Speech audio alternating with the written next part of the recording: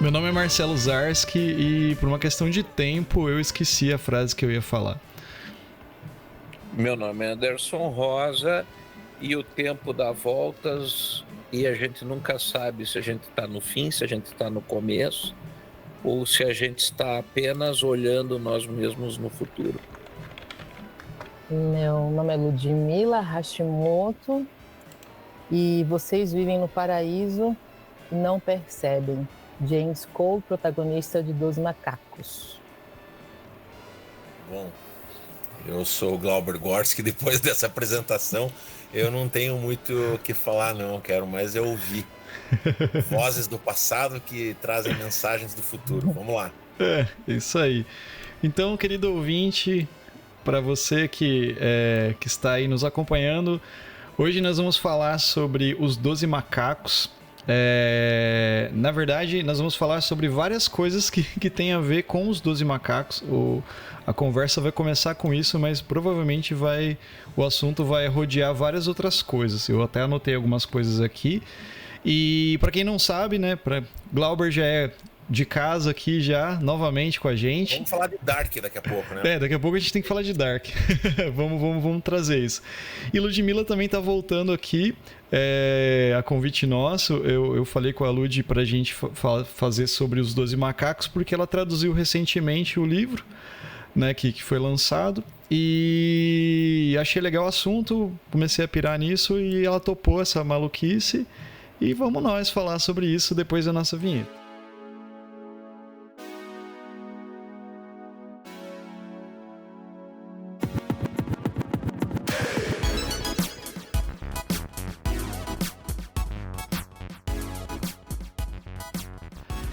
Acho, pra gente começar o papo, gente, até pra exemplificar pro ouvinte, eu vou... isso vai desenvolvendo mais, mas só pra quem nunca ouviu falar dos 12 Macacos, é um filme, né, de 96, do Terry Gilliam, né, que ficou famoso por alguns outros filmes, como Brasil, né, acho que é dele também, protagonizado pelo Bruce Willis, e o Brad Pitt, ainda no início de carreira ali, e a Madeleine Stowe, né, que são os personagens principais ali. E o filme é uma história de ficção que conta mais ou menos a ideia de um cara que é mandado para o passado para descobrir a causa de uma pandemia que assolou, né, o mundo no futuro que ele vive lá. Basicamente a história é essa, né? E daí o livro, ele veio depois do filme, né? O livro, ele é um livro que escreveram baseado na história do filme, né, e tal. A Ludmilla pode depois falar um pouco mais sobre isso daí. Mas só para deixar claro para os ouvintes daí do que se trata isso daí. O filme, né, Os 12 Macacos, é inspirado num curta, né, La GT, dos anos 60.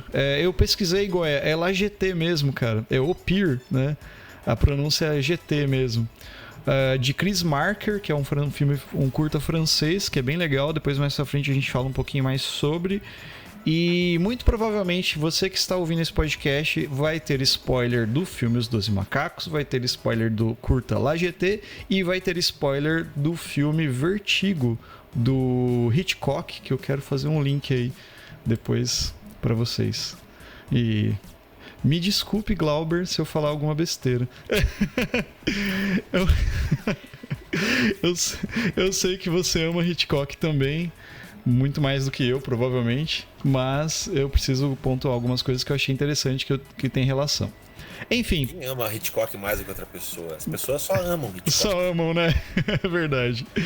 Passo a minha palavra aí para vocês começarem a discorrer. Acho que o Goya tem umas perguntas aí, com certeza. Não, eu acho que a primeira coisa que a gente tem a falar, eu acho que começa com o próprio Terry Gilliam, né? Que acho que uma das grandes preocupações dele sempre tem a ver com o tempo, com o destino que a gente dá para a nossa vida. Eu acho que esses temas são recorrentes nele, né? Eu acho que o filme, se não me engano, o filme anterior dele, dos 12 Macacos, foi As Aventuras do Barão de Munchausen, né? Não, foi O Pescador de Ilusões.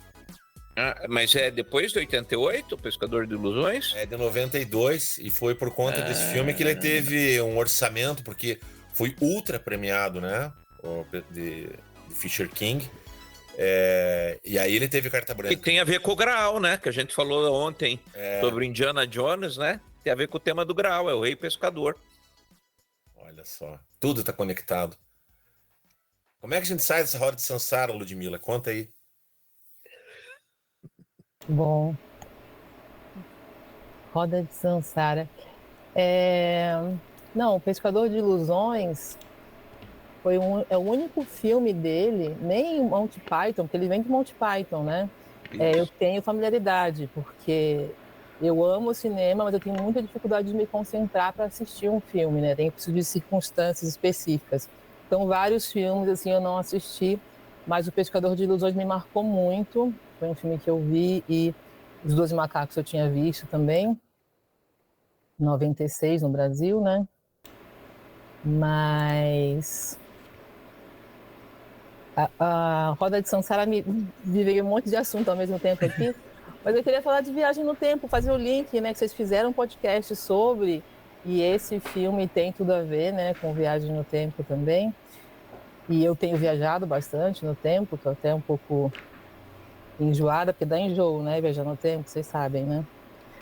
Eu queria falar como que me chegou, como é que foi que essa tradução me chegou, e que é o caminho que eu fiz, né?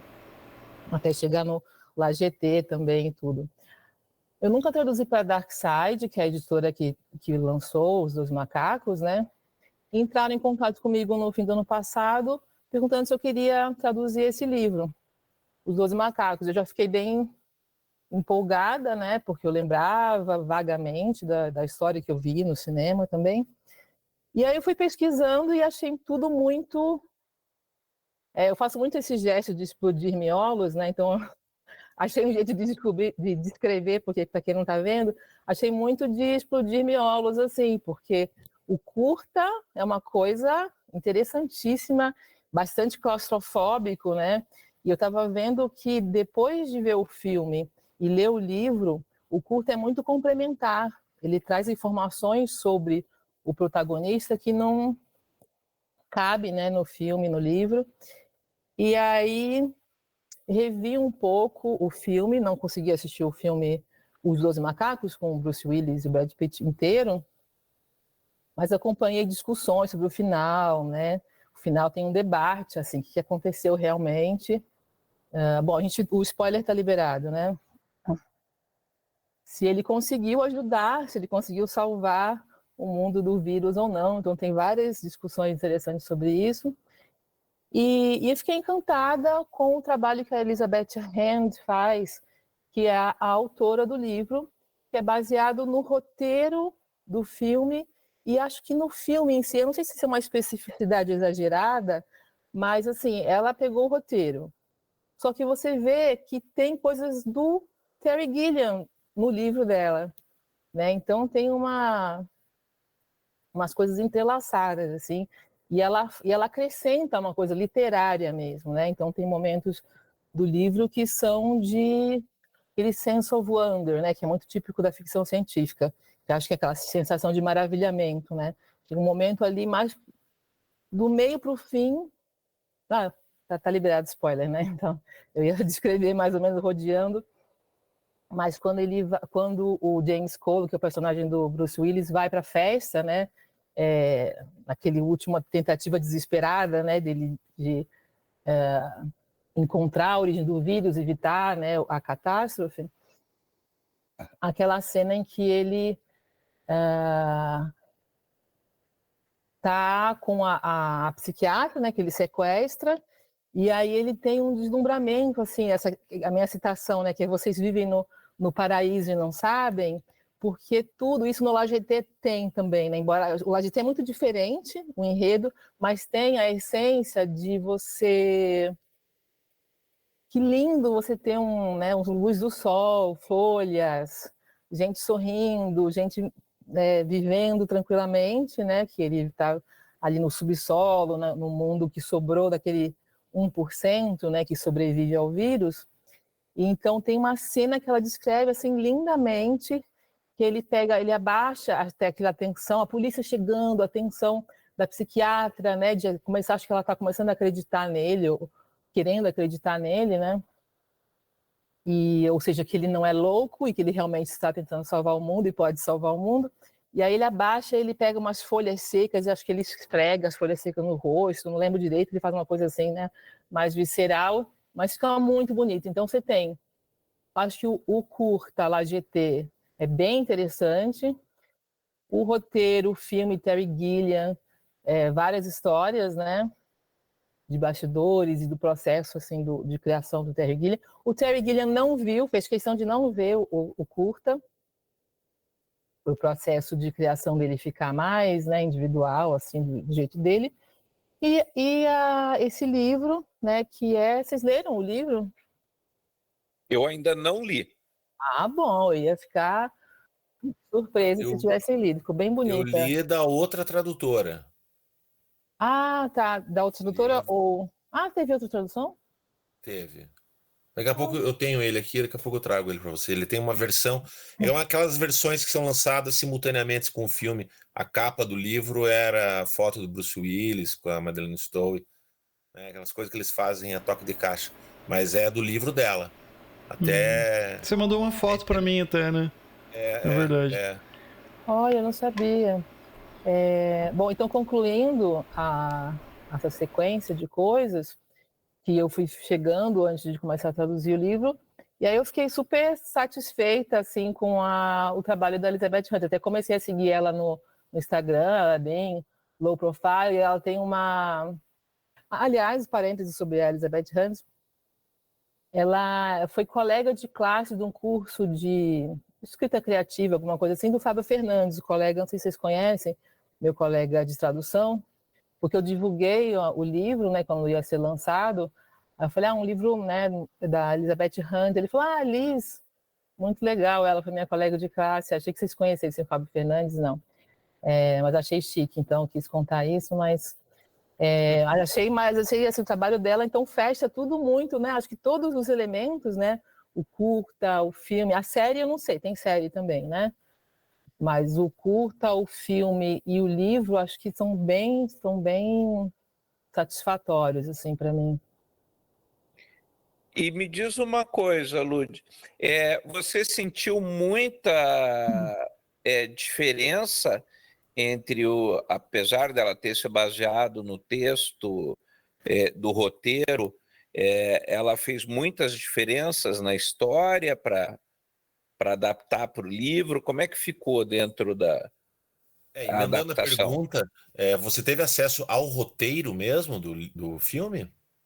Não, não tive acesso, não cheguei a ler o roteiro, tenho muita curiosidade, né, porque o que eu gostaria de fazer, se o dia tivesse 40 horas, não 24, era assistir o filme de novo, ver o roteiro, comparar aquela coisa que eu falei da especificidade, né, o quanto que ela pegou só do roteiro, mas você sente que ela pegou coisas do filme também, que seria um pouco um desperdício, né, vindo do Terry Gilliam, né, ela não pegar alguma coisa visual, assim, né, acho que ela pega, assim. Eu queria saber do Glauber também, que ele acha dessa pergunta do Anderson, né, que ela, para mim, ela não muda, também, assim, em termos de... Eu estou lembrando aqui de um outro... É que geralmente a gente tem primeiro o livro e depois se faz o filme, né? Esse caso, assim, do contrário, eu não tenho tanta familiaridade. Mas, em geral, quando a gente tem livro que vira filme, a gente tem bastante alteração, né? Então, eu acho que... eu queria saber a opinião do Glauber, mas, para mim, acho que ela não alterou praticamente nada, assim. Talvez o final... Eu ouvi uma vez, aliás, é citado isso do Paulo Leminski, mas não é dele a citação, que o processo de tradução, ele necessariamente, uma boa tradução, ela passa por uma circunstância de transcriação, né? Ainda mais no caso dele, que ele traduzia muita poesia, né? Então você não pode ser realmente literário, né? Você tem que colocar a tua percepção, né? A tua sensação humana sobre isso. Então é inevitável haver diferenças, né? São uma reescrita, né? E são suportes diferentes, né? São formas diferentes de contar a história.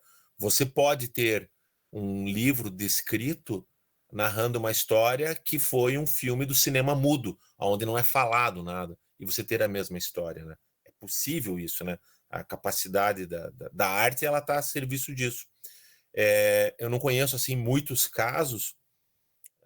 Bom, só para explicar para o ouvinte, que vai entender isso muito facilmente, a diferença de um filme baseado num livro e de um filme baseado num roteiro original. É a premiação do Oscar, o roteiro original e o roteiro adaptado. Esse adaptado, a maior parte das vezes é de livro, mas pode ser de quadrinhos, peça de teatro, de programas de televisão, né? de outras fontes, né? Ela não é uma obra que saiu da mente criadora de alguém, né? Diretamente para virar um roteiro cinematográfico. Mas tem dois exemplos que eu sempre gosto de citar, que são obras que foram escritas e produzidas, né? Ou seja, livro e filme, em paralelo. Um deles é O Segredo do Abismo, que enquanto o James Cameron rodava o filme, o roteiro é do James Cameron, o roteiro existiu antes, mas o processo de escrita, eu esqueci o nome do autor agora, ele foi escrevendo o livro junto com o tempo de produção, e ele tinha condições, inclusive, de participar, né? Ele tinha acesso ao set de filmagem. Então, ele trocava muita informação. E o livro, ele é muito legal porque ele vai complementar coisas que no filme não são explicadas. Por outro lado, o filme, ele te traz uma alegoria visual que o livro não traz, né? Um exemplo anterior a isso, que a maior parte das pessoas desconhecem, é o 2001. O 2001, né, uma Odisseia no Espaço, ele é alardeado como filme do Kubrick, baseado no roteiro do Arthur C. Clarke. Só que o roteiro é do Arthur C. Clarke, junto com o Kubrick. E à medida que ele foi escrevendo o roteiro com o Kubrick, na paralela, ele estava escrevendo o romance. E a resultante que eu tenho, eu gosto do filme, do 2001, né? Gosto, claro que gosto, bastante. Mas não tanto assim quanto as pessoas que gostam desconhecendo do livro. Eu acho o livro complementar e fundamental. Todas as interpretações que são feitas do filme 2001, elas não têm nenhum sentido quando você lê o livro. O livro é a explicação do filme. E o filme é uma realização visual do livro. Então não há um segredo o que é o monolito. Não, isso tudo é muito claro. Não, isso não é nenhum mistério no livro, né? O que é aquela criança bebê ao final do filme? O que o Kubrick quis dizer? Ele não quis dizer nada naquilo. Aquilo está no livro. Inclusive, o livro, para mim, é muito melhor nesse contexto, porque ele dá uma chave que o livro não traz. Todo mundo termina o filme maravilhado com a fotografia, mas fica aquela, né? Tá, e o que isso quer dizer, aquela última meia hora, né? E o livro é fabuloso nisso aí. E não dá para desprezar o livro porque é um irmão gêmeo porque o pai é o mesmo, né? O pai e a mãe são os mesmos do filme e do livro, né? Então são circunstâncias muito específicas. Quando a gente volta de novo aqui para os 12 Macacos, um dado assim curioso é que o Terry Gilliam, ele é um dos raros casos de diretores autores. Ele detém o processo criativo. Ele conquistou isso com o Brasil, né? Principalmente, né? Com o Brasil, com acho que Bandidos do Tempo, acho que é dele também. E depois, principalmente o Brasil e as Aventuras do Barão de Munchausen. E aí, por fim, com o Pescador de Ilusões. Então, ele nunca abriu mão dos princípios. Se alguém procurar entrevistas dele na época dos 12 Macacos, ele vai falar isso em programas de televisão, que o estúdio queria empurrar alguns autores para ele, para que o filme arrecadasse bilheteria. E ele foi falar, não, cara, se não for do jeito que é para ser, não vai ser. Porque não sou eu que vou fazer, então. Né? Porque é um raro caso autoral. Né? Por mais que seja uma produção hollywoodiana, ela tem uma mão firme de autoria. Então, o processo criativo e o processo de contar a história e a resultante final, ela é muito autoral a ponto de não existir, por exemplo, uma versão do diretor dos 12 Macacos. O filme que a gente consome é a versão do diretor. Isso também é um caso raro, né? Então, é uma bela obra mesmo, né? E a questão do livro, eu falei que eu li, mas eu li há muito tempo atrás. Eu vou te dizer assim, Ludmila, o que eu lembro em termos de um pouco de emoção, sabe? Eu acredito que a Elizabeth ela conseguiu trazer um pouco de poesia, se não visual, uma poesia de encanto, e a parte final, assim, eu acho mais quase que singela, sabe? Na sessão dela, de alguma forma, expressar um tanto da dor, né? Porque ele é narrado na terceira pessoa, né? A história. Não tem um condutor ali, um personagem condutor, né? Então, como ela se coloca nessa terceira pessoa, no olhar de um contador de histórias, né? Não de uma testemunha que vivenciou aquilo, mas que viu aquilo, eu acho que ela fez muito bem. E quando você citou no filme a questão do momento do personagem do Bruce Willis, que ele fala que a gente vive, né? Vocês vivem no paraíso, né? Nem sabem, né? Eu lembro bem do momento que eu tive assim, um estranhamento, ainda no cinema, quando ele vai para a década de 90 e abre a janela do carro e põe a cara para fora e deixa o vento bater. Né? Uma coisa tão tola que a gente não dá o devido valor, a não ser que a gente seja uma criança, né? Que dá valor para esse tipo de coisa. E é bem isso, né? Esse deslumbre, né? Esse amor pelo presente, que ele consegue, de alguma forma, transferir isso para a psiquiatra, né? E eu tive, sim, um choque no filme, na época que foi lançado, eu vi, o momento em que ela, na dúvida, né? Esse cara é maluco, esse cara não, esse cara é completamente maluco, e ela abre o livro de história. E aí vai encontrar uma foto dele lá na Primeira Guerra Mundial. Como fazendo o gesto da Ludmilla, assim, pá! Explodiu o cérebro ali. Coisas que só a ficção científica faz.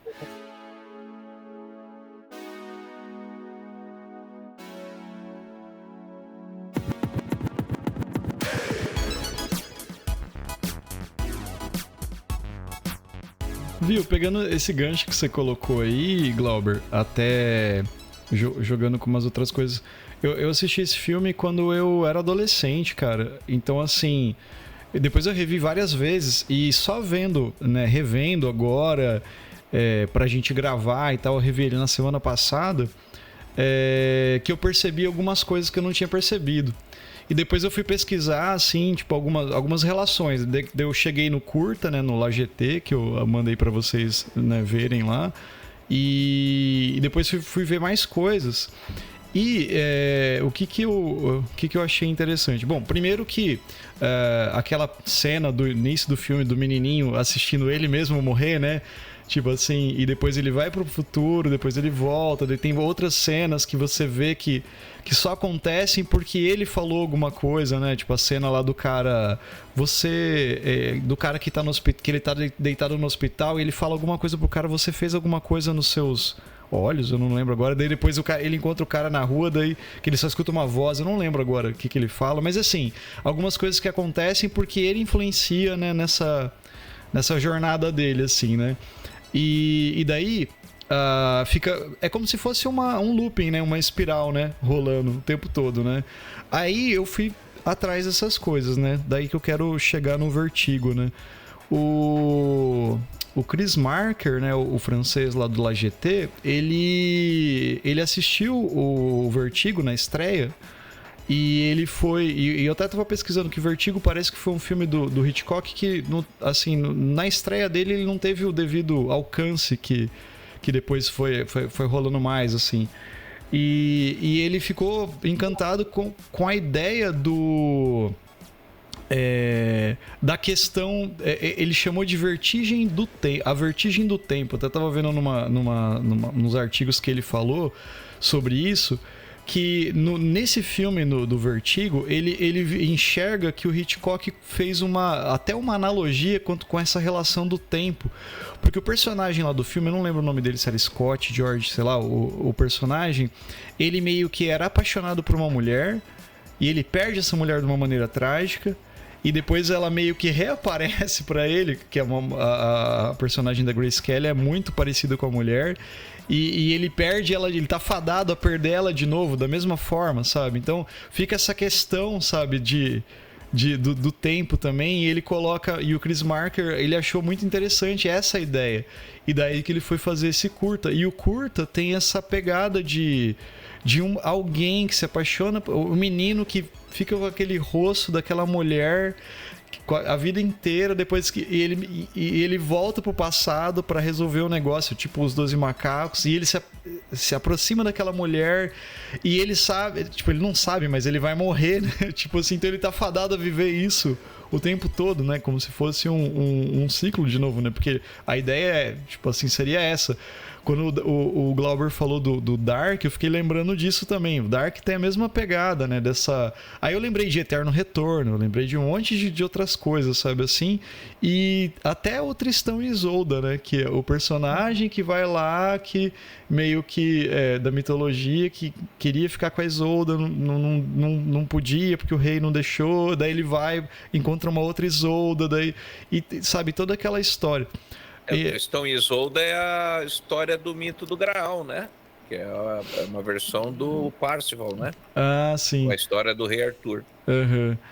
Então, e daí toda essa questão, sabe, que eu achei interessante, que tanto os 12 macacos, né, voltando no tema, quanto todas essas outras coisas que, olha aí, que vieram pra gente, traz essas questões filosóficas, sabe, assim, tipo, se você parar pra pensar, o filme, ele pode ser visto até como esse lado romântico, que o cara falou, não, eu não quero voltar no final, né, eu não quero voltar, eu já fiz o que vocês me pediram, né? Eu quero ficar aqui, e ele quer ficar com a mulher, no final ele vai morrer, ele não vai ficar com a mulher, e fica esse ciclo, né, como se ele fosse fadado a viver isso o resto da vida.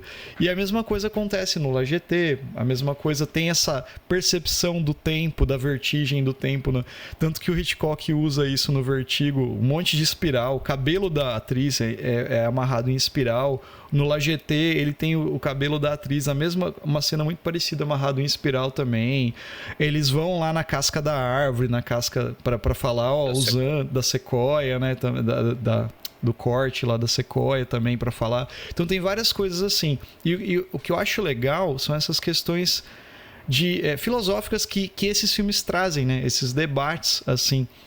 E eu queria saber o que vocês percebem disso. Se vocês têm essa mesma percepção que eu tive, não sei, revendo, você, Lud, traduzindo o livro, né? Sim.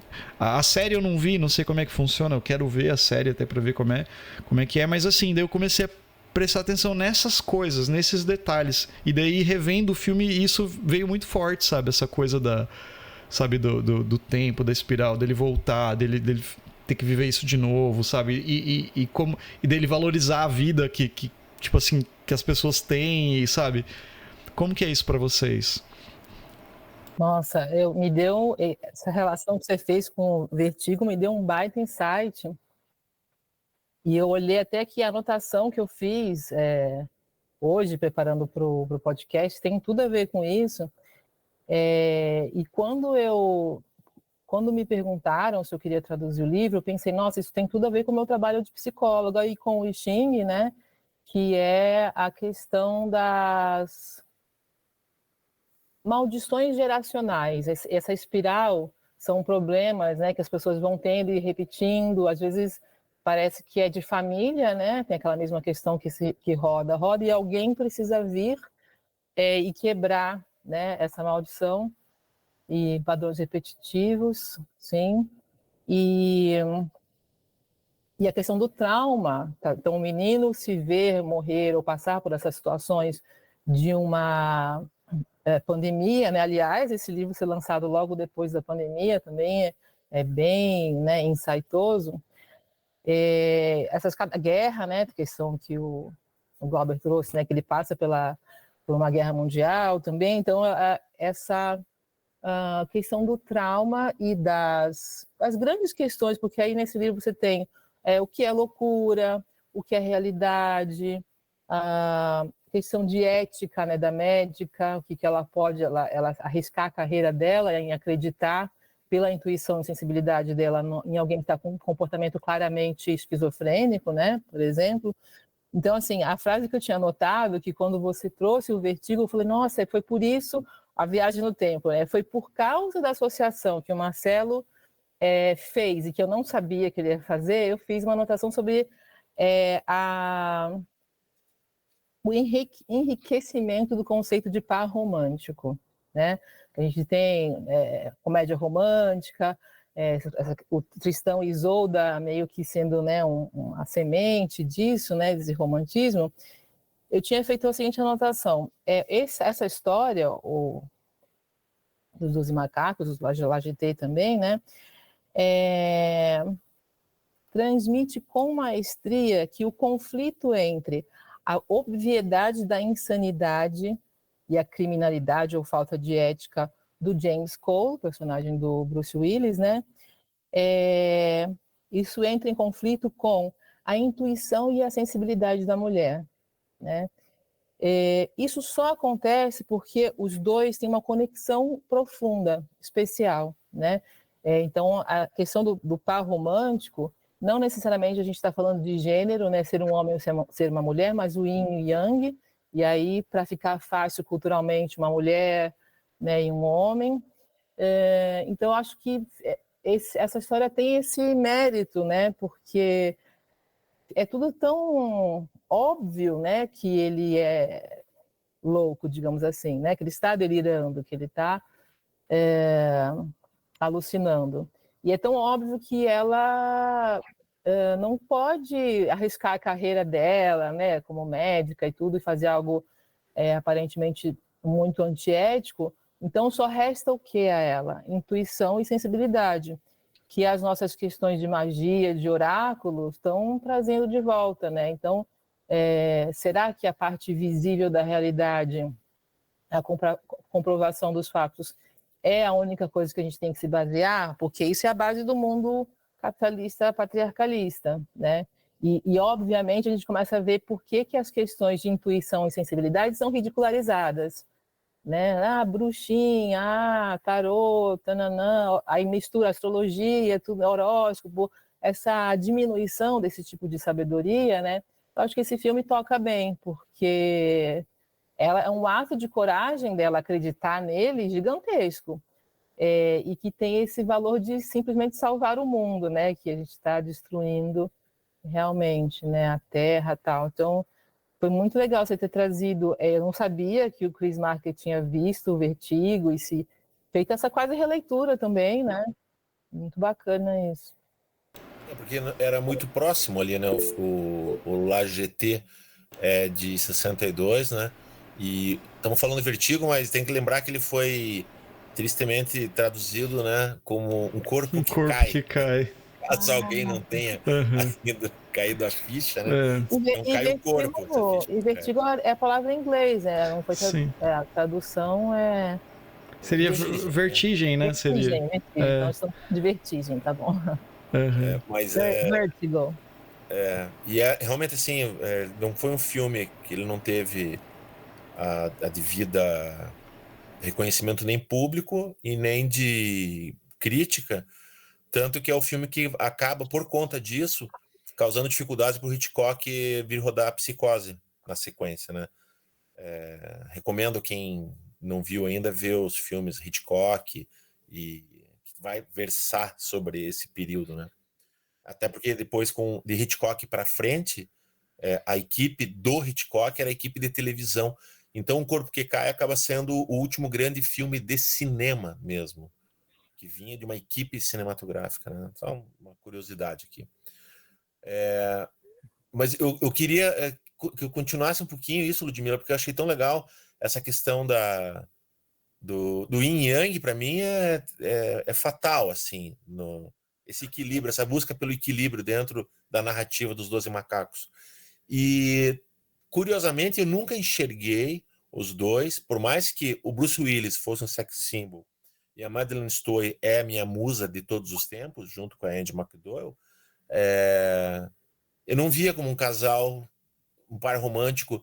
Eu sempre vi dentro do filme ela sendo a figura materna dele, né? Até porque tem a ver um pouquinho, ele como criança, ele tá de mão dada com a mãe dele, não tá? No momento da morte do homem, que ele vê ali, que ele nunca mais vai esquecer pro resto da vida dele, né? quando ele viu pela primeira vez um homem morrer. Quer dizer, psicanaliticamente, isso é de uma riqueza sensacional, né? Só isso, né? É algo que fica extra filme, né? Extra fotografia, extra trilha sonora, extra atores. Isso é Terry Gilliam. Ele vê ele mesmo morrer, né? Se for ver a criança. Quase David Lynch. Eu Sim, acho é muito bom. O Goya.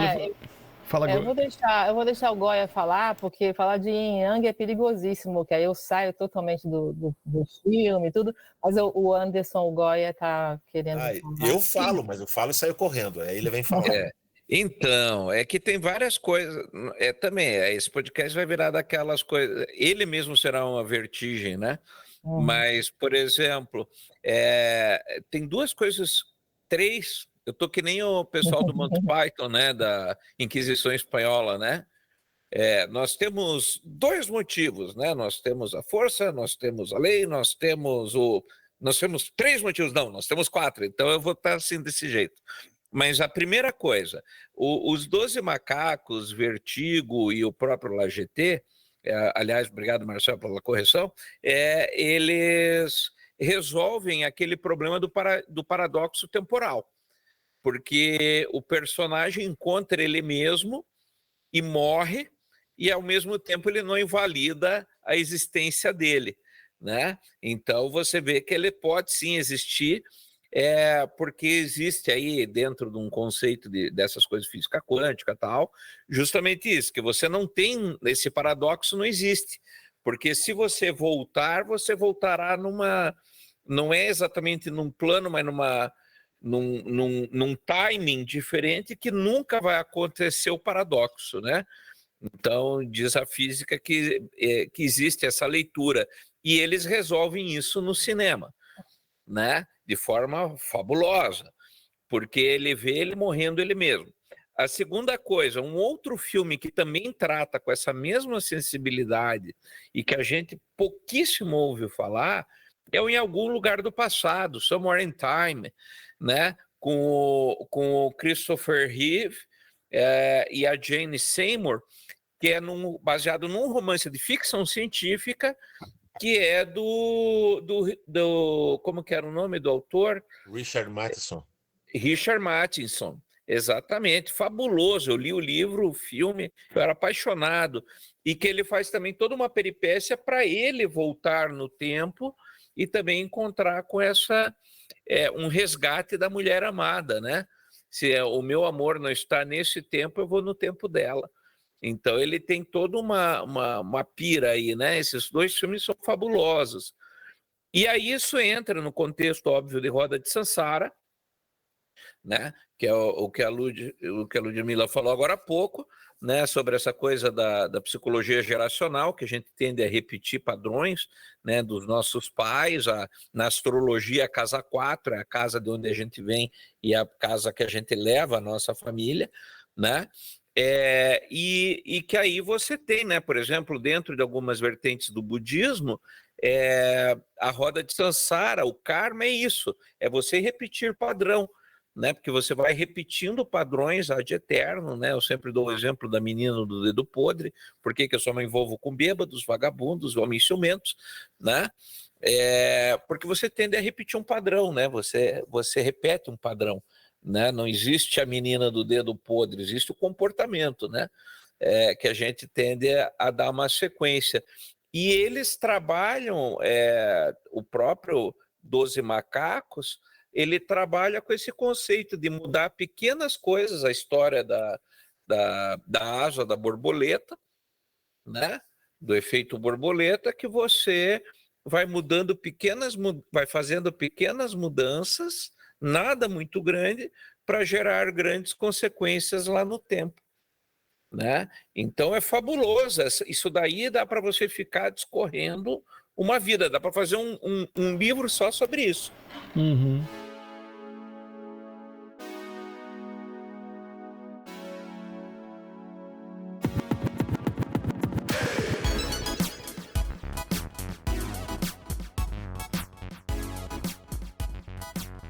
Tem uma coisa, Goya, que você falou... Ai, desculpa, Lud, te cortei.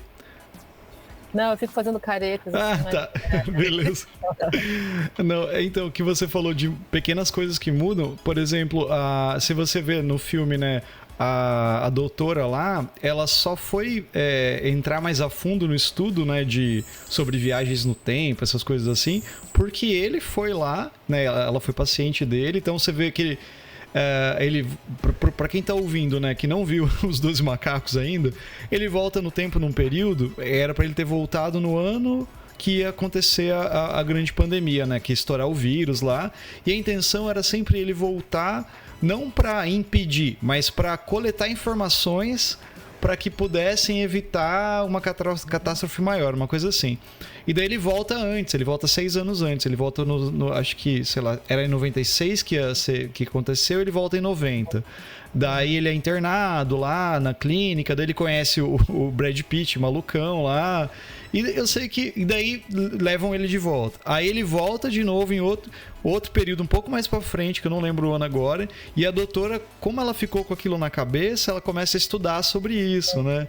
E vai. Então, cada coisinha você vê que vai mudando, né? Daí depois ele é mandado lá pro passado, muito longe, que daí tem a foto dele na guerra, né? E tal. Depois volta. Então, eu acho legal esses detalhezinhos, assim, sabe?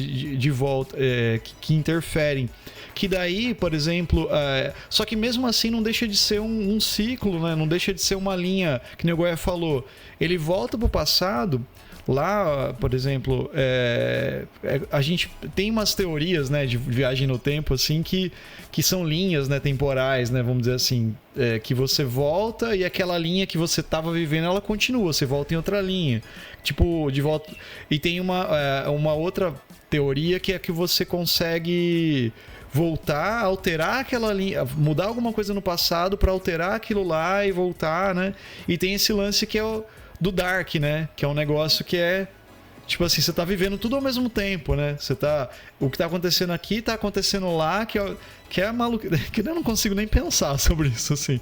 Mas me veio na cabeça também outras obras que tem muito a ver com isso. Uma delas é aquele podcast que é o Paciente 63, com o seu Jorge e eu não lembro o nome da atriz lá, que ele conta uma história mais ou menos da mesma forma, que é o personagem que volta pro passado, né, é encontrado lá, jogado no chão lá e tal, daí ele vai por uma clínica, daí a doutora começa a entrevistar ele começa a falar, não sei que ano aqui vai acontecer um negócio, que vai acabar o mundo, vai estourar uma pandemia. É bem a mesma pegada, sabe? Não é só mais ou menos, ele é mais do que né? mais ou menos. Ele é totalmente, né? E ele é inspirado num outro podcast, que é um podcast espanhol, né? Se eu não me engano, né? Que é o Paciente 63 também. Enfim. E daí o outro que me veio na cabeça também, quando a Ludmilla falou do equilíbrio, O Predestinado. É um filme do... Puta, eu não sei quem que é o nome, o autor, o diretor do filme, mas é com o Ethan Hawke, se eu não me engano. O Predestinado é legal... Porque, nossa, a história é tão bizarra que eu não consigo nem... É uma pessoa... O Ethan Hawke, ele era um investigador que ele podia... que ele tinha esse lance de voltar no tempo para impedir coisas de acontecer. Tipo um Minority Report, sabe? Assim, ele sabia algumas coisas que iam acontecer. E ele queria pegar um cara que explodiu uma bomba num lugar lá. E ele ficou um tempão atrás disso e não conseguiu achar e tal. E um dia chega, ele tá num bar, ele vira um barman lá, e chega alguém pra ele e começa a falar, vou te contar uma história, se assado e tal. E esse alguém que chega pra ele é como se fosse ele mesmo. Aí se eu contar, assim, vai estragar toda a experiência. Não sei se vocês assistiram ou não. Eu não vou dar spoiler agora. Mas ele tem muito a ver com essa coisa do equilíbrio, assim. Se vocês puderem depois procurar O Predestinado... Ele tá sendo um assassino viajante no tempo também. Exatamente. Isso, né? É muito bom. E ele traz essa ideia, tipo assim, dessa questão de... Tipo assim, de ter essa, tipo, uma força com outra força que sabe, que fica, sei lá, é muito interessante, vale a pena assistir. Daí quando a Lud falou disso, me veio na cabeça essas coisas, sabe, tipo, dessa história, né, assim. E essa história que você citou, Marcelo, é baseado no conto All You Zombies, do Robert E. Heinlein. Para quem o nome não fala nada, é o autor daquele livro famosíssimo aqui no Brasil, num certo período, que é Um Estranho numa Terra Estranha, né? Que também é muito louco esse livro. O Robert E. Heinlein, ele produziu vários clássicos, né, de ficção. Vai, Lud. Então, eu fiz uma relação no começo aqui desse episódio, desse podcast, eu falei que eu estava um pouco enjoada porque eu tenho viajado muito no tempo, né, ultimamente. E o H.G. Wells, que escreveu A Máquina do Tempo, né, ele fala isso, né, que dessa questão do enjoo. Então, eu desconfio que o H.G. Wells viajava no tempo, de fato, né, porque essa coisa do enjoo é, né, a primeira coisa que vem, assim. E no AGT, dos macacos, ele passa mal, sente mal, né? Tem essa coisa física, assim. E eu fiz associação com o vértigo, ou vertigem, né? Que é a vertigem que dá a viajar no tempo, que dá o enjoo, né? E um filme super recente, que acho que explica muito bem essa questão das linhas temporais e como uma coisa afeta a outra, é Tudo em Todo Lugar ao Mesmo Tempo, que virou meu filme favorito, porque explica a questão da viagem no tempo junto com a espiritualidade, fora a representatividade asiática, que para mim foi super uau, né? Também, aqueles esqueminhas, né? Porque a linguagem de game, de jogo, ela é super útil para isso também, né? Então é quase como um joguinho, você vai por essa linha, por outra, e como a questão geracional, né? Ela resolve a questão, a raiva da filha, a mágoa, rancor, é capaz de destruir um mundo, né? Aquele Donald gigante, aquelas imagens todas do tamanho do poder da questão emocional que não é olhada, né? E como a mulher que está enchendo o saco dela era de uma vida lateral ali, que era um amor não correspondido, e quando ela dá atenção, né, para aquela alma ali, para aquela pessoa, isso flui melhor. Mas, não, eu ia contar, você falou em algum lugar do passado, na minha família tem uma situação assim, que a minha mãe faz um trabalho espiritual com um espírito que foi um pintor francês, entrou em contato com ela começou a psicografar, do nada. Compre telas, vou pintar. Minha mãe falou, nossa, nem sei pintar. E ela faz os quadros maravilhosos, ele falou para ela, você tem que vender esses quadros, e o dinheiro tem que ir para crianças órfãos, lá, beleza. Ela comprou as tintas e começou a pintar. E me lembrou em algum lugar no passado, porque ele falou, lembra de um dia quando você era pequena, você entrou na casa da sua avó e viu um quadro e ficou olhando para o quadro? Eu reencontrei você naquele dia, eu que te inspirei a ficar olhando para o quadro, porque eu era pintor e ia te inspirar a olhar para pinturas desde a infância, mesmo minha mãe não tendo estudado, minha mãe não teve muito... Ela não tem, não tem o primário completo, né? Ela não estudou, tanto que quando ela começou a escrever a mensagem, ele assinou Carl Gustav Jung, e ela falou, mas como assim Carl Gustav Jung, que é o nome do Jung, né? Aí ela ligou para minha tia e falou, olha, tem um cara falando que viveu no século, acho que 18, e assinou Carl Gustav Jung. Ela ligou para minha tia, psicóloga junguiana. Ela falou, não, mas não está batendo, que Jung é do século 20, né? Aí ela pesquisou a biografia do Jung e viu que era o mesmo nome do avô. Então, quem estava assinando era esse pintor, que seria a alma gêmea da minha mãe, que reencontrou ela nessa vida para fazer esse trabalho espiritual, foi o avô do Jung. Então, assim, minha mãe não teria como assinar Carl Gustav Jung falando do século XVIII e tal, mas a minha tia fez essa pesquisa como a personagem dos 12 macacos, para não fugir muito, que abre o livro de história e tem essa comprovação, né? Eu não gosto muito dessa comprovação, uma coisa bem pessoal minha, porque ela tem uma mentalidade sem querer desrespeitar a religião de ninguém, mas assim, o kardecismo, né, ele tem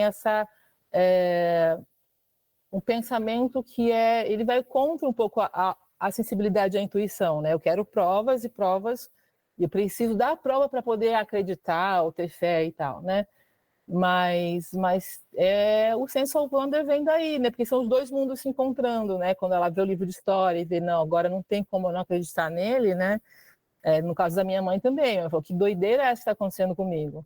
Mas aí quando ela fala com a minha tia vê a biografia do Jung e fala, não, o nome do avô era o mesmo, então você não está viajando, aí a gente fala, ok, pode acreditar ou pode liberar o esquizofrênico que está querendo salvar o mundo e salvar o mundo, né? E curiosamente, né, Lúdio, o Jung tinha, né? Ele se definia como alguém que era vinculado a 2 séculos, né? O século XX e o século XVIII. Então você vê que mesmo ele tinha isso, essa influência, né? Até pelo pensamento protestante e tal, ele tinha esse apego aí, né? Então você vê que bate em mais de um canto, né? Mas como você disse, na realidade, assim, eu sempre digo isso aqui, na realidade, o evento espiritual, ele justifica-se per se, né? Não há necessidade de comprovação. Se você teve uma experiência, e se isso foi um anjo que te falou, foi uma voz na tua cabeça, foi o espírito do teu bisavô, foi o bisavô do Jung, é o que pouco importa, porque o mais fantástico acaba sendo a mensagem em si, né? Senão você perde total sentido, né? Tá lá o anjo falando na tua orelha, olha, presta atenção, deixa eu te contar um segredo. O segredo do universo aí você fica, mas você é um anjo? De onde você vem? Quem é você? Cara, bicho, cala a boca, deixa eu te passar o segredo. Não, mas primeiro me conta, você tá vindo do futuro ou você tá vindo do passado? E aí o ser humano tem o dom de estragar a mensagem por causa disso. Essa necessidade de autoafirmação, né? Exatamente. Eu sabia que o Goya ia dar uma volta e esclarecer melhor isso, né? Que eu não estava sabendo exatamente o que me incomoda, entre aspas, com todo respeito, no espiritismo, né? Que falta, por exemplo, eles são cristãos, né? E falam muito, né? Cristo e tal. E aí, não, mas a gente não é religião, a gente não quer ser considerada religião. Mas perde, né, o que tem de belo na mensagem e fica, não, a gente quer ser científico, a gente quer imitar o positivismo do Tananã. E aí, deixa eu gravar isso. Glauber, me permita. Outro dia nós estávamos conversando, eu e Glauber, sobre uma determinada situação, e aí justamente ele me fez um questionamento disso, ele se diz muito cético sempre em tudo, né? E eu falei para ele justamente isso, eu não vejo magia ou a espiritualidade como uma ciência, ou como necessidade de provar com a ciência, porque o máximo que a magia vai se aproximar da ciência é o fato de você poder repetir um certo experimento se fizer uma determinada sequência, né? Mas isso é muito mais próximo de uma técnica de pintura, que eu te ensino, olha, para pintar o óleo, faça desse jeito que vai dar certo, vai dar bom, né? Do que uma ciência exata. Então, nesse ponto, eu digo que a magia, ela não é feita com matemática, ela é feita com pincéis, né? E aqui é o lugar de você registrar isso, né? Então, a espiritualidade, ela é feita com pincéis, ela é uma arte, ela não é feita com contas, não vai ser medida com instrumentos, né? Então, a gente nunca vai conseguir comprovar com nenhum instrumento, porque ela não é dessa qualidade. Como é que você avalia, né? Você como uma escritora, como uma tradutora, como é que você avalia a qualidade de um livro, a não ser como ele te toca? E existe uma equação para isso? Não tem. E no nosso futuro episódio, futuro ou passado, sobre meditação, a gente vai falar sobre a criatividade, a imaginação, que é essencial para a espiritualidade, né? Deixa eu fazer uma pergunta para Ludmila, com relação ao processo teu de tradução, né? O quanto você, vindo nesse vácuo aqui, o quanto você é sistemática a ponto de aqui você ser gramatical, sabe? E o quanto você está ombreando com a autora ou com o autor e colocando a tua cultura, né?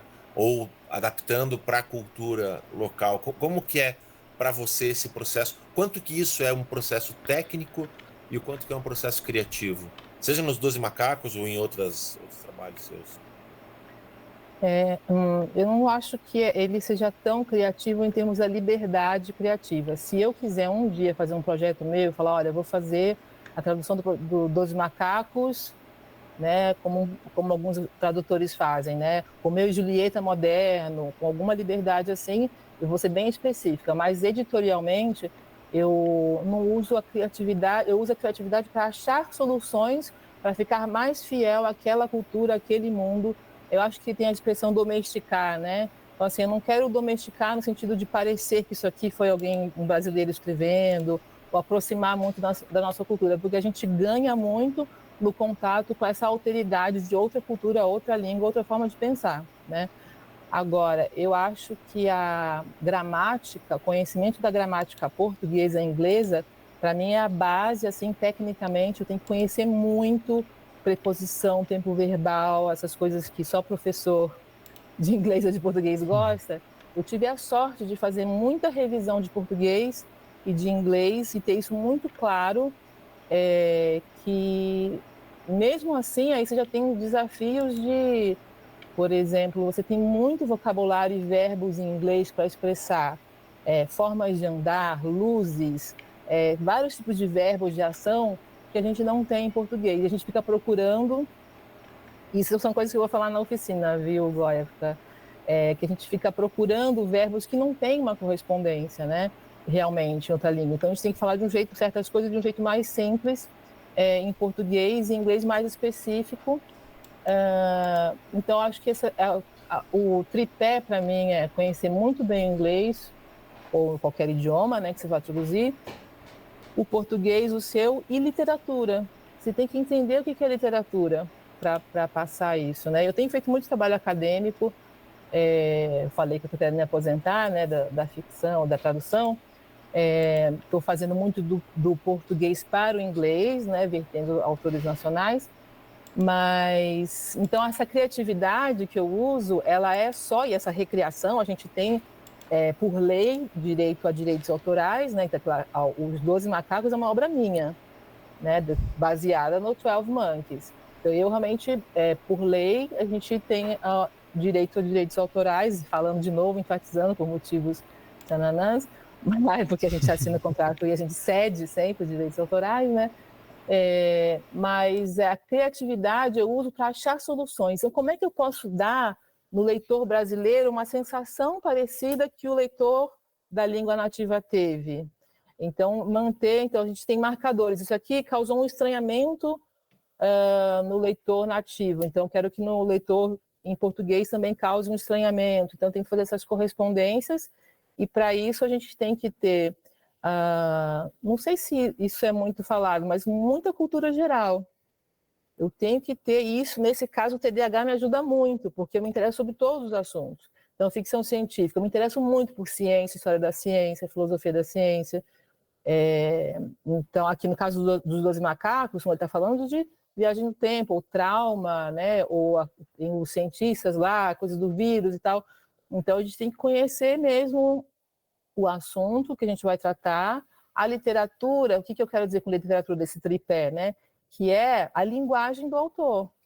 Então, cada autor de ficção, bem ou mal, por mais que ele não seja muito experimental, ou até por isso mesmo, manter a linguagem, né? Então, Philip K. Dick, ele traz ideias muito complexas, mas a linguagem dele é muito simples, é muito básica, assim, tanto que ele se traduz bem dos anos 60 para cá, porque é uma linguagem que parece um amigo falando com você, né?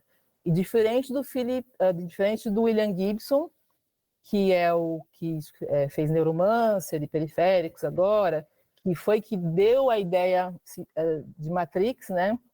As irmãs Wachowski se inspiraram, né, no Neuromancer. Ele é super experimental.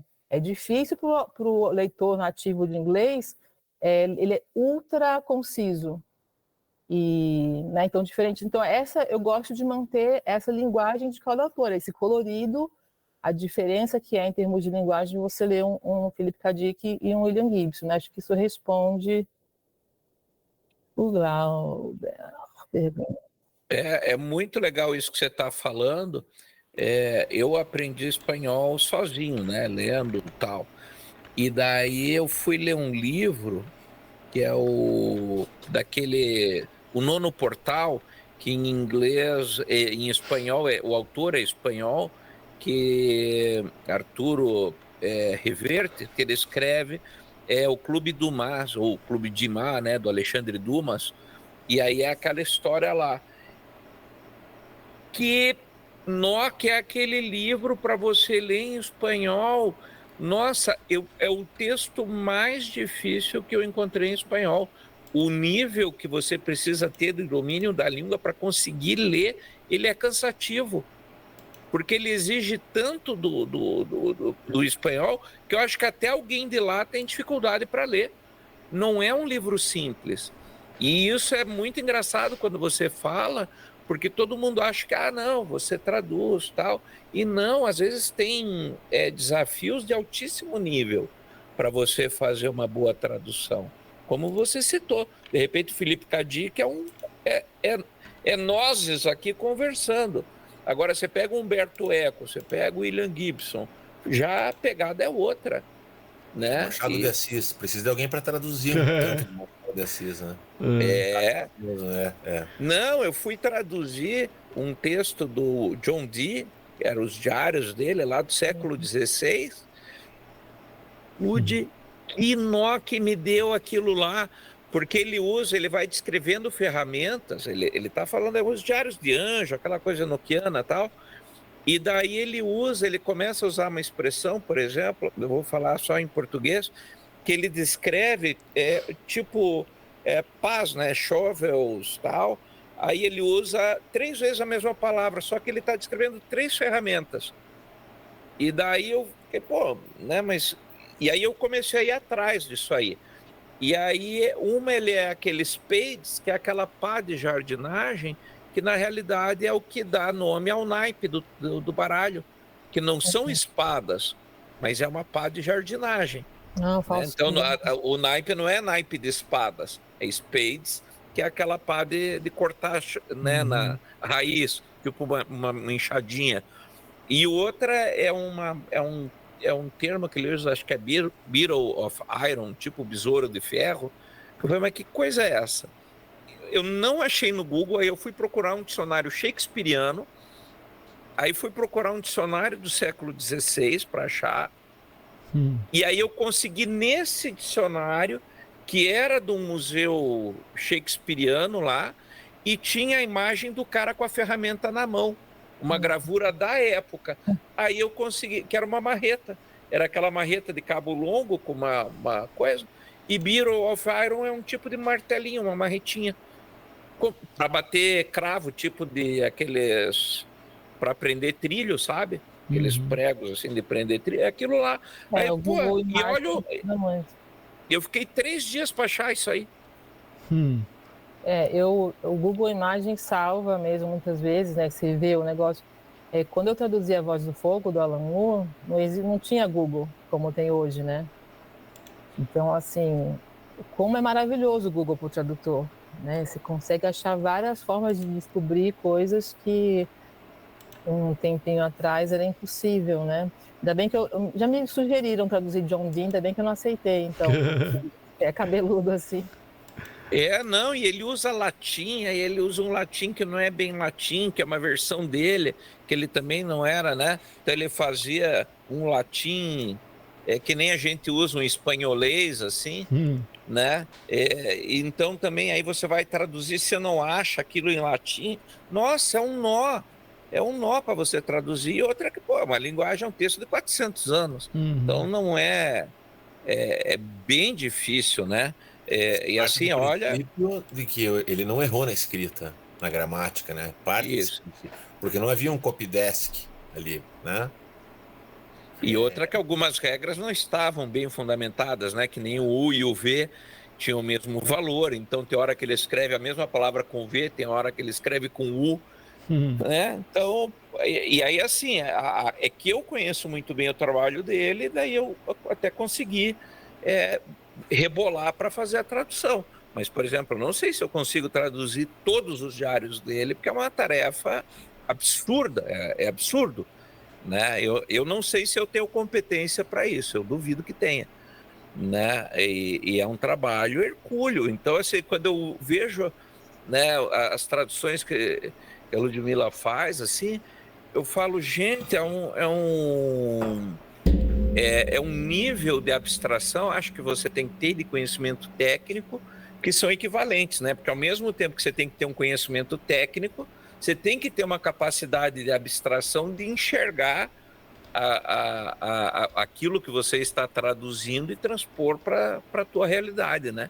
Porque você é uma falante de português, né? Você é uma nativa da língua portuguesa, né? Então você tem que se colocar num falante de inglês, né? É difícil isso. Tem que pensar simultaneamente em duas culturas, em dois idiomas. Você sabe que essa noção que eu tenho da complexidade da tradução é muito recente, né? Eu comecei a traduzir acho que em 2000, né? Então tem 20 e poucos anos que eu traduzo. Eu nunca achei que era difícil traduzir, eu nunca entendi que era difícil. Eu achava que era uma coisa que qualquer um fazia, condicionário, que dava para fazer. E aí eu fui percebendo, não, é muito difícil. Eu acho que hoje em dia um livro cabeludo assim, eu só vou aceitar, embora eu estou falando, depois me chega. Tá até aqui, né? O último cabeludo foi o Periféricos do William Gibson, né? Que tem essa linguagem super experimental e várias referências, e ficção científica, então ele fala de coisas que ele cria, materiais, né? E muito neologismo da ficção científica, mas um bom patrocínio. A tradutora, acho que é australiana, que está traduzindo Grande Sertão Veredas para o inglês, ela tem patrocínio do Itaú, né? Então, assim, se o Itaú, alguém quiser me dar um bom patrocínio que valha essas horas de, né, massa cinzenta, tudo, eu faço com o maior prazer. Mas é um trabalhão. Eu já literalmente paguei, às vezes, para traduzir, porque eu não sei se é da onde vem isso, mas esse perfeccionismo, né, de não conseguir fazer exatamente ali aquilo que eu sei que dá para chegar, meio por prazer, meio por masoquismo, mas aí o prazo vai, né? Porque você tem um prazo, né? No teu contrato há um prazo de entrega. Isso varia muito, né? Então dependendo da editora, pequena ou grande. Então, traduzir para a Veneta, por exemplo, eu falo direto com o Rogério de Campos, né? Que é o dono da Veneta. Estou com um livro aqui da Daiane de Prima, né? Que tem uma pegada feminista, queria ser traduzido por uma mulher, faz sentido? Como é que você está de tempo? Aí eu vou fazendo e às vezes eu pego, né? Tenho 2 trabalhos, dou aula, tenho Xing.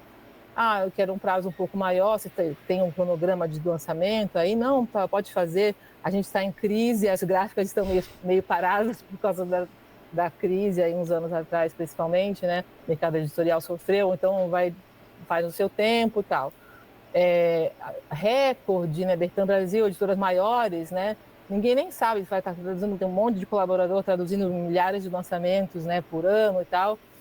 Teve livro já que eu já traduzi e não foi lançado, você vai traduzindo. Então, algumas têm um cronograma e tem um prazo, mas o prazo final que eu digo para as editoras ou para os clientes individuais é que o mais vantajoso para mim, financeiramente, é eu acabar o mais rápido possível, porque se eu estou ganhando pela minha hora de trabalho, né? Quantas páginas num dia eu faço? Se eu demorar 2 dias para fazer uma página, quem perde sou eu, né? Então, o meu interesse sempre é terminar o mais rápido possível.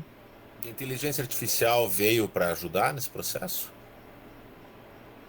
Eu não parei muito para pensar sobre isso, mas eu tendo a ver sempre a inteligência artificial como uma ajuda, como alguém que a gente pode bater um papo, trabalhar junto. Eu acho que a gente não precisa ter medo, né? Porque tem sempre certos falhas ou questões humanas que a inteligência artificial não vai chegar, né? O Goya está falando que é uma ferramenta, né? Acho que a gente pode ver como ferramenta. Eu tendo a não pensar muito, porque eu acho que se vier para me ajudar, eu vou ser receptiva. Mas no momento a discussão está muito, muito baseada no medo. Então não me atrai a discussão, porque vai tirar meu emprego. Eu não entro na minha frequência isso. Eu vou fazendo. Caso surja uma ameaça, eu mudo de área, vou fazer outra coisa. Mas eu tendo, em geral, a ver inteligência artificial como a gente não precisa ter medo e pode chegar num acordo, né, para um ajudar o outro, né, a gente ajudar a inteligência artificial e ela ajudar a gente. Uhum. Eu quero te fazer uma pergunta. Acho que eu falaria contigo 3 dias sem parar. Mas eu vou fazer uma última pergunta para a gente não esticar demais, que é assim, você falou agora sobre conversar com o editor e ele falar da necessidade de uma mulher traduzir um livro feminista, e assim, eu como leitor, eu tive essa experiência com o livro de uma amiga, que é a Mary Greer. Ela, inclusive, eu acho que está aqui atrás. Ela escreveu um livro chamado The Woman of the Golden Dawn. O Glauber gostam da prova material do que eles estão falando. Eu também aprendi. A Mary é uma pessoa queridíssima. Ela deu esse livro para mim, que ela conta a vida de 3 mulheres excepcionais do século XIX. E aí eu lembro que eu comecei a ler o livro e aí eu parei, fechei o livro e mandei uma mensagem para ela. Falei, Mary, esse livro tem muito útero. Eu tenho que voltar e reler. E daí depois eu aprofundei isso com ela, porque foi a primeira vez que eu percebi 2 coisas. Uma, como o mercado é misógino, machista, patriarcal, ou seja, o termo que for, e como é diferente a escrita de uma mulher. Ela me fez enxergar isso, e, por exemplo, a própria série lá, Outlander, né, eu até brinco com a minha esposa, é série de menininha, mas assim, porque para mim Outlander ele tem útero, a série tem útero, então é uma série que conversa com o universo feminino, né? E a Mary me fez enxergar isso aí, que existe um estilo masculino e um estilo feminino. É real essa diferença. Você, como tradutora e como mulher, você percebe isso, que tem coisas que falta colocar o útero, ou tem coisas que precisa esse olhar feminino? Como é que é a tua experiência? Vocês conhecem o conceito, o termo male gaze?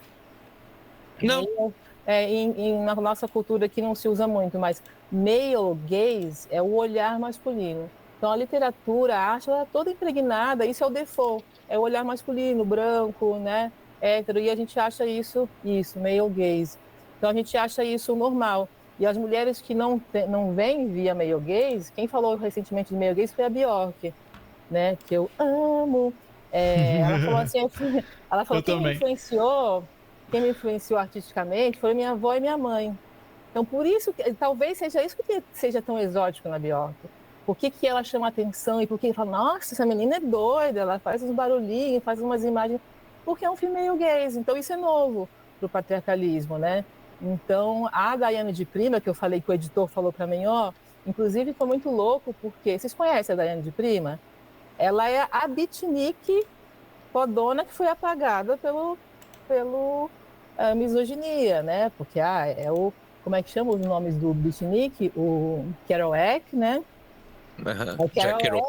Kerouac, estiver on the road, tô super livre, né? Fluxo de consciência na estrada. Como que é o nome da autora? Daiane de Prima. Eu traduzia esse livro em questão, as memórias dela, as memórias eróticas e tal. E ela fala do encontro dela com Kerouac, memórias, né? Como é que foi viver aquela cena do jazz e tal naquela época. E ela tem poemas maravilhosos. Mas você fala de Jack Kerouac, ela tem o mesmo valor, eu acho, artístico, né, literário que ele, e muito ativista, assim. Ela morreu recentemente, né? E o livro dela, as memórias dela, tem muito útero, né? Então, eu estava grávida quando ele veio, Daiane de Prima, descendente de italianos, né? Eu estava grávida quando eu traduzi, e ela, nas memórias dela, ela está escrevendo, criando as revistas, né? Aquela coisa bem do it yourself, lá que eles faziam, os escritores, artistas passando fome, iam comer na casa dela, tal. E falando dos filhos dela, né? Então eu acho que Sim, né? Essa linguagem, acho que um homem traduzindo aquilo é difícil também medir, né? Porque o vocabulário é vocabulário. Se você consegue ser fiel de alguma forma, mas tem uma coisa silenciosa na tradução, né? Tem, e eu percebi isso graças, inclusive, quero agradecer, vai ficar gravado, talvez ela nunca veja, mas agradecer a Mary Greer por fazer me enxergar isso, né? Porque foi através de um texto dela que eu enxerguei que havia esse male gaze, né? E o como isso é tóxico, porque aí ao mesmo tempo, eu já vou passar para o Glauber, porque aí ao mesmo tempo eu percebi, assim, eu me coloquei, sabe, Lud, naquela local assim, gente, como é que deve ser para uma mulher olhar ao redor e achar tudo com esse olhar masculino?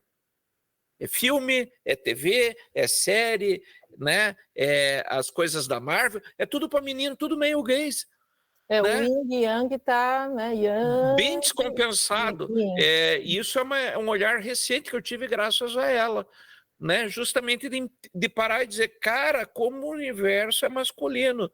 Que eu, pela primeira vez na vida, com 50 anos, na época eu estava com 42, que eu fui enxergar o quanto isso é tóxico, o quanto isso deve ser tóxico, né?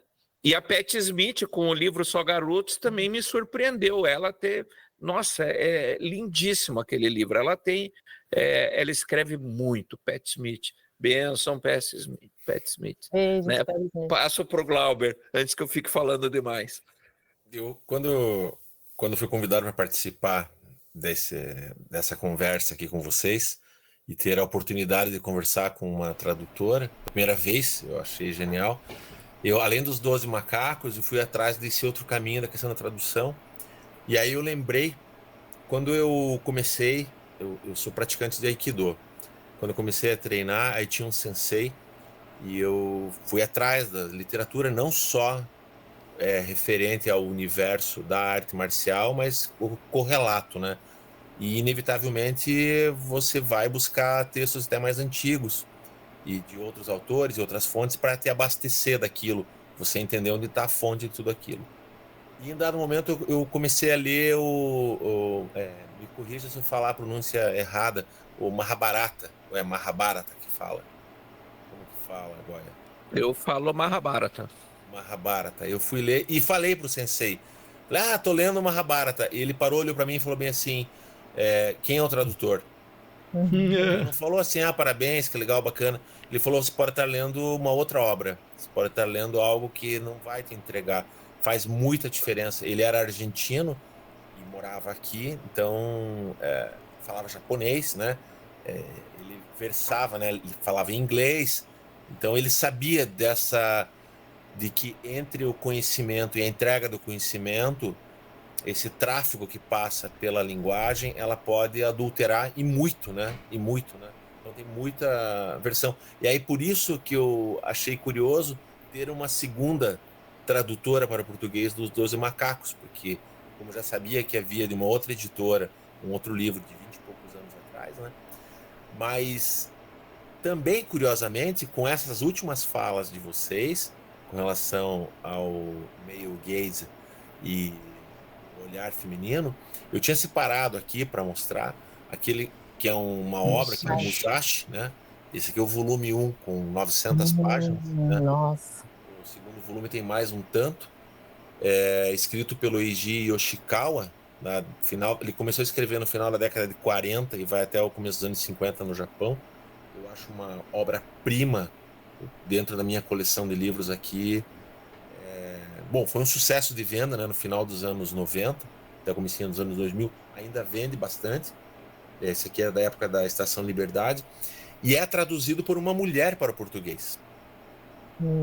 Pela Leiko Gotoda. E eu fui atrás ontem ainda para me preparar aqui. Eu queria lembrar se era memória minha afetiva ou se de fato eu tinha lido entrevistas sobre, né? E na época saiu matéria na Veja, eu reencontrei ontem, falando sobre ela. Ela acredito que esteja viva ainda. Eu achei uma entrevista dela de 2015, ela já perto dos 80. Mas é uma nipônica, deve ter uma longa vida, né? Na época, quando ela traduziu, ela tinha 58 anos. e ela começou a traduzir aos 53, porque ela queria deixar um legado para os filhos e para os netos, que eles não entendiam a cultura japonesa e não havia uma tradução para o português do livro sobre a vida do Musashi, né? É uma novelização de um personagem histórico, né? Um samurai. Miyamoto Musashi. E matérias na época falavam que a tradução para o português era a melhor tradução do livro em todos os idiomas feitos, pelo cuidado com que ela teve, né, uma mulher brasileira, Nisei, traduzindo uma obra de um autor homem japonês, né? E muito me chamou a atenção na época quando eu li, e eu li assim, essas 1.800 páginas, eu demorei um pouco, eu acho que foram 12 dias para ler a obra inteira a primeira vez, né? Porque eu não conseguia parar de ler, é uma coisa absurda, pela técnica de escrita do autor. E ela, muito sabiamente, me chamou a atenção assim, duas circunstâncias com relação a essa entender de como colocar numa outra língua um contexto, né? Que nem escrito num outro tipo de alfabeto, inclusive, né? O Miyamoto Musashi, em dado momento da vida dele ali, quando ele está perto dos 20 anos, tem um garotinho que acompanha ele, tem um menino que acompanha, mas ele não quer aquele menino acompanhando porque está atrapalhando, né? E depois, um pouco mais para frente, ele num outro lugar no Japão, vai ter um outro menino acompanhando ele, que tem uma outra história, uma outra trajetória. Mas há esses dois meninos. O primeiro menino, ele se refere a ele como garoto. E o segundo menino, ele se refere a ele como guri. Eu achei aquilo tão perspicaz, eu não tenho ideia de como é que em japonês se há essa diferença. Menino, garoto, guri. Mas o olhar da tradutora sobre isso apresentou para mim duas crianças diferentes. Isso ajudou a apresentar um pouco mais, se não o estado de espírito da personagem, da criança ali, mas até mesmo em termos de ambientação. Talvez algum fosse um pouco mais ao centro do Japão e outro um pouco mais ao sul, né? Eu não sei quais são os critérios adotados, mas faz diferença, né? Sem abrasileirar, mas utilizando da riqueza da nossa língua para contar a mesma história, preservando de uma forma, do meu forma de entender, incrível, né? E ela traduz depois também Caçando Carneiros, que é uma obra... Eu li Caçando Carneiros, maravilhoso, do A tradução é dela também, maravilhoso. Murakami. Ela é pioneira, né? Ela fez um trabalho importante aí de desbravar traduções do japonês. E agora te ouvindo também vai ser uma responsabilidade grande, porque pensando nessa coisa do guri, do menino, porque se você o tradutor ele pode ter uma responsabilidade de afastar um leitor de um autor. Se você usar, por exemplo, vocês conhecem, né, Guimarães Rosa, eu amo, gosto de dar exemplo. Se um tradutor usar uma coisa meio clichê, porque ele é todo cuidadoso com a linguagem, tem nada ali que já existe, que é fácil, que é automático. Se eu usar um clichêzão ali no meio, né, ou algumas vezes no Guimarães Rosa, um leitor poderia falar assim, não vou ler mais isso não, porque não é o tipo de linguagem que eu gosto, porque a linguagem dele é intrínseca, né, à história, né? E também lembrei que quando eu traduzi um livro do William Gibson com Bruce Sterling, que foi o livro que deu o boom da estética steampunk, que é da época vitoriana, retrofuturista, eu falei, como é que eu vou usar uma linguagem que expressa a cultura vitoriana, né? Século XIX, aquela coisa. Aí eu comecei a reler Machado de Assis. Eu falei, acho que o Machado de Assis, você até citou ele hoje, né? Machado de Assis é que tem essa atmosfera mais vitoriana que vai combinar com isso. Então eu usei essa linguagem, porque tinha, igual a questão do guri e do menino, a gente tem alguma correspondência ali que dá para usar. E aí eu tenho vários exemplos, mencionarei na oficina, viu, Goya, essas histórias. É um perigo, porque quando a gente se junta, a gente acaba ficando 4 horas falando, né? Então, vamos deixar para o próximo o próximo episódio. A cara está com fome. Ô, louco. Hoje eu tô tranquilo. Não, mas como o Goya falou, a gente podia ficar conversando aqui por muito tempo, assim, mas para não estender muito, eu só queria pontuar umas coisas que eu me veio quando vocês estavam falando. O Goya falou dessa sensação que ele teve lendo o livro, né, da autora. E eu tive a mesma sensação quando eu li o conto da Aya, sabe? Da impressão de que é uma... Porque é traduzido por uma mulher, é de uma autora, né? E é muito forte, né? Toda a história, né? Vamos dizer assim. Muito provavelmente, se for uma mulher lendo isso, vai sentir de uma outra maneira totalmente diferente. Então eu tive essa sensação também, sabe? Que o Goya colocou. E outras coisas também.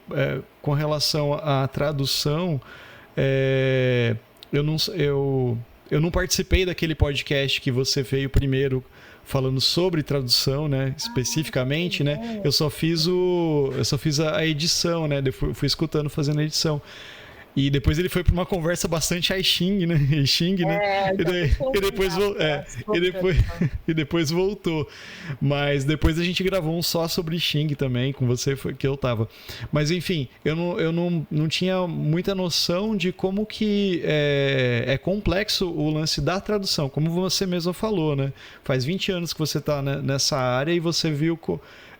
no começo você achava que era um negócio que todo mundo fazia e olhando toda essa coisa do contexto que você tem que passar, de toda, vamos dizer assim, de tudo que o autor ou a autora queria colocar, você tem que ver, captar aquilo lá e colocar de um jeito que vai chegar para quem você está traduzindo.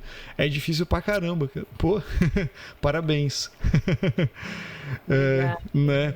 Mas assim, só pra gente, né, encaminhar para o final aqui, eu queria agradecer mais uma vez, Lud, né, por você aceitar o convite, né? As portas estão sempre abertas. Quando você quiser fazer uma parte 2, 3 de outras coisas que você quiser falar também, trazer pra gente. Acho que o papo flui bastante. E agradecer Glauber e Goya. A gente está gravando bastante com o Glauber, como eu falei, né? Já está quase que um membro do podcast aqui. Membro honorário, né? Que sempre tá... no momento que eu vou convidar vocês. Vai ser diferente. Que tá somando, ele pode falar, pô, vamos gravar sobre tal coisa, né? O Goya colocou aqui, ó, vamos fazer um especial sobre a sua oficina, né? Seria interessante também, a gente pode combinar. Obrigada. Eu ia agradecer o sensei do Glauber pela moral que ele deu para os tradutores, né? Tá lendo tal coisa, mas quem traduziu? Obrigada, sensei. Arigatou gozaimashita. E nunca mais eu deixei de olhar, quando eu vou ver um livro, quem está traduzindo. Não que isso diga alguma coisa para mim, mas meu olhar sempre vai, sabe? Acaba sendo meio que, se não um coautor, mas alguém que pode, se não ajudar, pode acabar atrapalhando mesmo, né? Sim. Sabe o que eu fiquei pensando agora? É a mesma coisa. Eu detesto ver filmes dublados. Porque eu acho que tira a essência, né, do original ali, sabe? Eu fiquei pensando que é uma relação meio parecida, assim, sabe? Tipo, a dublagem, ela tem que ser muito, mas muito específica, assim, muito, sabe? Tem que ser muito boa pra fazer sentido, né? E, obviamente, tem roteiros e diálogos num filme que não vai fazer muito sentido se você manter também o original, né? Mas você não pode fazer com que fuja do contexto, né? Ou tentar trazer para um contexto. Eu fiz essa relação agora, não sei porquê, mas enfim, acho que eu tô ficando com fome, Lud. Eu lembrei da coisa do Monty Python, né? Me identifiquei muito, eu uso também essa técnica. Bom, então vamos encerrar. Eu queria fazer só 14 considerações antes da gente terminar, né? Ótimo. 1, 2, 3. Nós vamos, né? Vamos encerrar e fazer outro sobre música, meditação, Sim. Yin Yang. O de música, a Lud sempre fala, e sempre quando a gente troca uma ideia lá no Instagram, ela sempre fala, vamos falar sobre música. Porque você também, sendo músico, tem muito a acrescentar, que eu falo de curiosa também, não? Mas talvez a gente podia fazer um episódio sobre música com as relações, tipo, que você pode trazer com o seu estudo de Xing e psicologia, e do Goya também, com toda essa pegada ocultista dele aí. seria interessante de fazer. Não, é porque seria muito legal de fazer. Eu acho que eu sou... Não sei se o Glauber também é um pouco cético também, como ele falou. Eu sou... Não falei nada. Não acho que não, hein? Ele ficou curioso. Não. Eu sou uma pessoa um pouco mais cética, assim, sabe? Mas eu sou bem curioso, sabe? Eu gosto de conversar sobre essas coisas. E seria interessante a gente falar sobre várias coisas, assim. O Gué já vai falar alguma coisa ali. Pode falar. Não.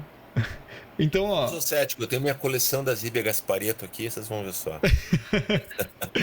Então, deixa eu antecipar assim, só o meu agradecimento final. Eu não tenho 14 considerações a fazer, eu tenho só 7.